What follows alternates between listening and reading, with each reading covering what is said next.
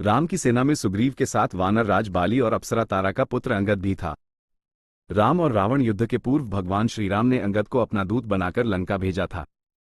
लेकिन सवाल यह उठता है कि हनुमान जी के रहते हुए अंगद को क्यों श्रीराम ने दूत बनाकर भेजा। दरअसल जब प्रभु श्रीराम लंका पहुंच गए तब उन्होंने रावण के पास अपना दूत भेजने का विचार किया। सभा में सभी ने प्रस्ताव किया कि हनुमान जी को ही दूत बनाकर भेजना चाहिए। लेकिन राम जी ने यह कहा कि अगर रावण के पास फिर से हनुमान जी को भेजा गया तो ये संदेश जाएगा कि राम की सेना में अकेले हनुमान ही महावीर हैं। इसलिए किसी अन्य व्यक्ति को दूत बनाकर भेजा जाना चाहिए जो हनुमान की तरह पराक्रमी और बुद्धिमान हो। ऐसे में प्रभु श्रीराम की नजर अंगद पर जा टिकी।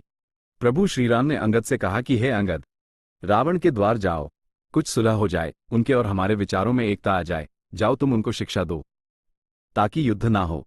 अंगद ने भी प्रभु श्रीराम के द्वारा सौंपे गए उत्तरदायित्व को बखूबी संभाला। जब अंगद रावण की सभा में पहुंचे तो वहां नाना प्रकार के वैज्ञानिक भी विराजमान थे। वर्ण और उनके सभी पुत्र विराजमान थे। रावण ने भारी सभा में अंगद का अपमान किया तो अंगद ने भी रावण को खूब खरी खोटी सुनाई, जिसके चलते रावण आग बबूला हो गया। रावण ने कहा कि यह क्या उच्चारण कर रहा है, ये कटु उच्चारण कर रहा है, इस मूर्ख वानर को पकड़ लो। तब अंगद ने कहा कि मैं प्राण की एक क्रिया निश्चित कर रहा हूं। यदि चरित्र की उज्ज्वलता है तो मेरा ये पग है, इस पग को यदि कोई एक क्षण भी अपने स्थान से दूर कर देगा तो मैं उस समय में माता सीता को त्याग करके राम को अयोध्या ले जाऊंगा। अंगद ने प्राण की क्रिया की और उनका शरीर विशाल एवं बलिष्ठ बन गया। तब उन्होंने भूमि पर अपना पैर स्थिर कर दिया।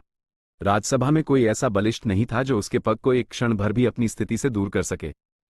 अंगद का पग जब एक क्षण भर दूर नहीं हुआ तो रावण उस समय स्वतः चला, परंतु रावण के आते ही उन्होंने कहा कि यह अधिराज है, अधिराजों से पग उठवाना सुंदर नहीं है। उन्होंने अपने पग को अपनी स्थली में नियुक्त कर दिया और कहा कि हे रावण, तुम्हें मेरे चरणों को स्पर्श करना निरर्थक है। यदि तुम राम के चरणों को स्पर्श करो तो तुम्हारा कल्याण हो सकता है। रावण मौन होकर अपने स्थल पर विराजमान हो गया। सरल भाषा में अंत में रावण जब खुद अंगद के पांव उठाने आया तो अंगद ने कहा कि मेरे पांव क्यों पकड़ते हो, पकड़ना है तो मेरे स्वामी राम के चरण पकड़ लो, वो दयालु और शरणागत वत्सल हैं। उनकी शरण में जाओ तो प्राण बच जाएंगे, अन्यथा युद्ध में बंधु बांधवों समेत मृत्यु को प्राप्त हो जाओगे। ये सुनकर रावण ने अपनी इज्जत बचाने में ही अपनी भलाई समझी।